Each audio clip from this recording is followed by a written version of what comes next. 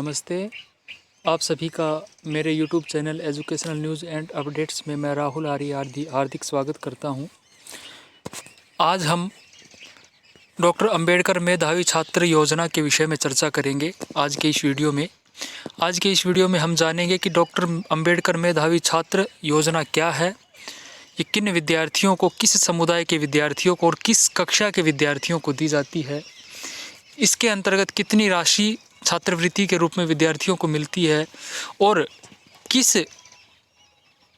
जो है वर्ग के विद्यार्थी इसके लिए और कितनी आमदनी के जिनके परिवार की है वो विद्यार्थी इसके लिए योग्य हैं। इन सब बातों को विस्तार से जानने के लिए आप हमारे YouTube चैनल के साथ, हमारी इस वीडियो के साथ जुड़े रहें। और यदि आपने हमारे YouTube channel educational news and updates को सब्सक्राइब नहीं किया है तो प्लीज़ सब्सक्राइब ज़रूर करें। तो दोस्तों आप यहाँ पर देख पा रहे हैं कि हरियाणा सरकार के द्वारा वर्ष 2021-22 के लिए डॉक्टर अंबेडकर मेधावी छात्र योजना के तहत ऑनलाइन आवेदन आमंत्रित किए हैं। यहाँ पर अनुसूचित जाति, विभुक्ति जाति, DNTS तय परिवास एवं पिछड़ा वर्ग A और B अर्थात शेड्यूल कास्ट के स्टूडेंट्स, बैकवर्ड क्लास A और B के स्टूडेंट्स, BC A और B में आने वाले स्टूडेंट्स, शेड्यूल कास्ट SC में आने वाले जो स्टूडेंट है वो इसके लिए आवेदन कर सकते हैं।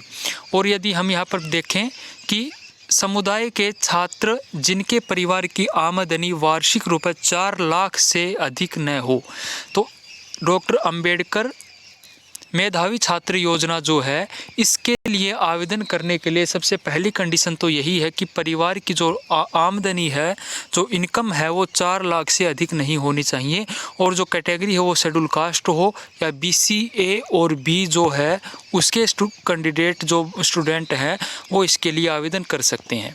और यदि आप इसके लिए योग्य हैं तो आपको सरल हरियाणा.gov.in इस वेबसाइट पर जाकर के लिए इसके लिए आवेदन करना होगा। और इसके लिए आवेदन करने की जो तिथि है यदि उसकी बात की जाए तो 10 जनवरी 2022 से 10 मार्च 2022 तक इसके लिए आवेदन किए जा सकते हैं। और योजना का योग्यता मापदंड और विभाग आदि के लिए आपको इस वेबसाइट पर जाकर के देखना होगा। तो ये जो इसकी जो मापदंड हैं और जो योग्यता आदि है उसको हम अभी आपको विस्तार से समझाएंगे, तो हमारी वीडियो के साथ बने रहें। तो अभी हम आ चुके हैं जो डॉक्टर अंबेडकर मेधावी छात्र योजना की जो ऑफिशियल वेबसाइट से हमने इस PDF को डाउनलोड किया है और इसमें आप इसके लिए ज़रूरी सब बातों को इसमें विस्तार से जानेंगे। तो आप यहाँ पर सबसे पहली जो बात हम यहाँ पर चर्चा करेंगे, जिस विषय को हम जानेंगे वो छात्रवृत्ति की दर, अर्थात कितने रुपए जो है वो छात्रवृत्ति दी जाएगी स्टूडेंट्स को, ये बात सबसे पहले हम जानेंगे। तो आप यहाँ पर देख रहे हैं कि अनुसूचित जाति, शेड्यूल कास्ट की यदि बात की जाए तो इसके जो स्टूडेंट हैं और अगर उसने मैट्रिक पास की है और वो शहरी क्षेत्र का है तो उसको 70% से अधिक अंक होने चाहिए और ग्रामीण क्षेत्र का है तो उसको 60% से यदि अधिक अंक है और वो 11वीं कक्षा में पढ़ रहा है या कोई डिप्लोमा या सर्टिफिकेट कोर्स कर रहा है तो उसको 1 साल के 8,000 रुपये की छात्रवृत्ति दी जाएगी 10वीं के अंकों के आधार पर। 10वीं के अंक कितने होने चाहिए? यदि वो शहर का रहने वाला है तो 70% होने चाहिए और गांव का रहने वाला है तो उसको 60% होने चाहिए। और शर्त ये है कि वो पढ़ रहा हो किसी भी कक्षा में, या तो 11वीं कर रहा हो या कोई डिप्लोमा या सर्टिफिकेट कोर्स कर रहा है तो उसको 1 साल के 8,000 रुपये की छात्रवृत्ति प्रदान की जाएगी डॉक्टर अंबेडकर मेधावी छात्र योजना के तहत।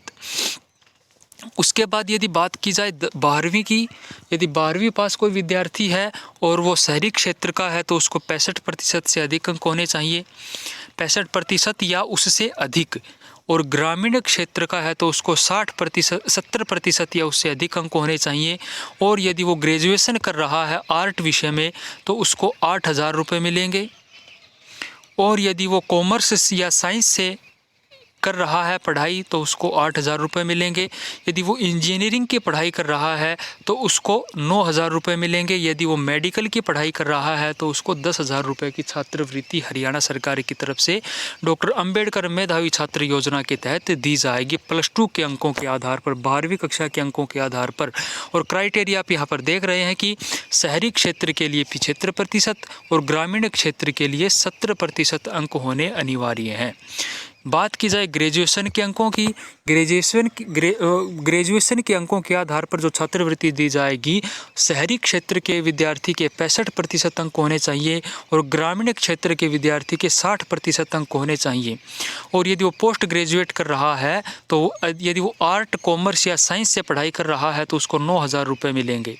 यदि वो इंजीनियरिंग में पढ़ाई कर रहा है या कोई मैनेजमेंट का कोर्स कर रहा है या कोई वो व्यावसायिक कोर्स कर रहा है तो उसको 11,000 रुपये की छात्रवृत्ति सरकार की तरफ से प्रदान की जाएगी। यदि वो मेडिकल या अलाइड कोर्सेज कर रहा है तो उसको 12,000 रुपये छात्रवृत्ति सरकार की तरफ से मिलेगी। ये किसके बाहर, ये ग्रेजुएशन के अंकों के आधार पर। ग्रेजुएशन में क्या गए, BA, BSc, BCom या कोई भी बैचलर डिग्री जो है विद्यार्थी ने की है, BTech वगैरह, उसके अंकों के आधार पर ये छात्रवृत्ति दी जाएगी। ग्रामीण क्षेत्र का है तो उसको 60% अंक होने चाहिए और शहरी क्षेत्र का है तो उसके 65% अंक होने अनिवार्य हैं। उसके बाद है, यदि हम बात करें पिछड़े वर्ग BCA की, BCA के विद्यार्थियों की यदि बात की जाए तो BCA में यदि कोई विद्यार्थी मैट्रिक पास है और उसने 70% से अधिक अंक लिए हैं और वो शहरी क्षेत्र का रहने वाला है और ग्रामीण क्षेत्र का रहने वाला है और उसने यदि 60% से अधिक अंक लिए हैं तो उसने, और यदि वो 11वीं कक्षा में पढ़ रहा है या कोई डिप्लोमा या सर्टिफिकेट कोर्स कर रहा है तो उसको 8,000 रुपये की छात्रवृत्ति सरकार की तरफ से मिलेगी। देखिए BC में A और B दोनों में ही ये छात्रवृत्ति जो है ये केवल +2 के केवल 10वीं के अंकों के आधार पर मिलती है। ऊपर की कक्षाओं में ये छात्रवृत्ति नहीं दी जाती है।